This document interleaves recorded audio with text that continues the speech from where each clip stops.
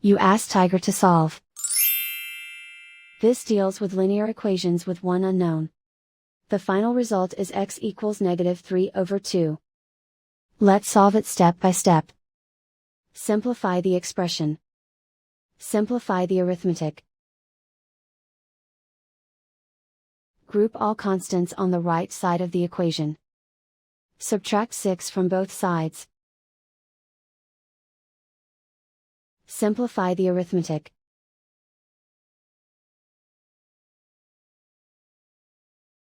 Isolate the x. Divide both sides by 4. Simplify the fraction.